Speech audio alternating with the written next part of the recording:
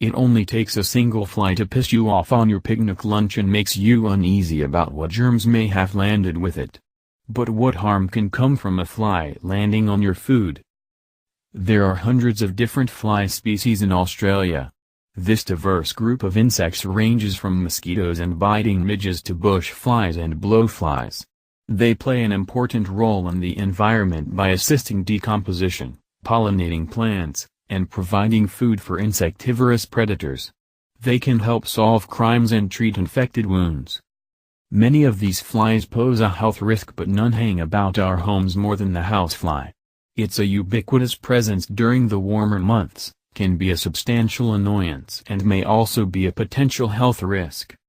Musca domestica, commonly known as the housefly, is one of the most widespread nuisance insects in the world. It has found a place in and around our homes.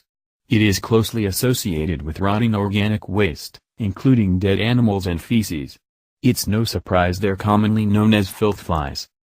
After laying eggs, maggots will hatch out and eat their way through the decaying organic material before pupating and then emerging as an adult fly a few days later. The adult flies can live up to a month and may lay hundreds of eggs over that time.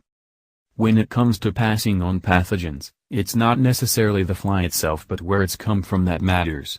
Flies don't just visit freshly made sandwiches. They spend far more of their time in rotting animal and plant waste. Among this waste can be a range of pathogens and parasites. Houseflies don't bite. Unlike mosquitoes that transmit pathogens of human health importance in their saliva, houseflies transmit pathogens on their feet and body. As well as leaving behind pathogen-filled footprints, the flies leave their poop on our food. They vomit too. Flies don't have teeth. They can't take a bite out of our food, so they have to spit out some enzyme-rich saliva that dissolves the food, allowing them to suck up the resulting soup of regurgitated digestive fluids and partially dissolved food. If a fly has plenty of time to walk around on our food vomiting up, sucking in and defecating out, the chances of leaving behind a healthy population of pathogens are high. Brush off or toss out? In most instances, spotting a fly on your food doesn't mean you need to throw it out.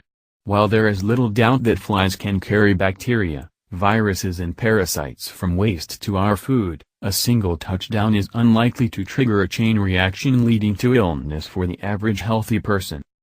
Flies that land out of sight and wander about for a few minutes vomiting and pooping on your food or food preparation area are more of a concern.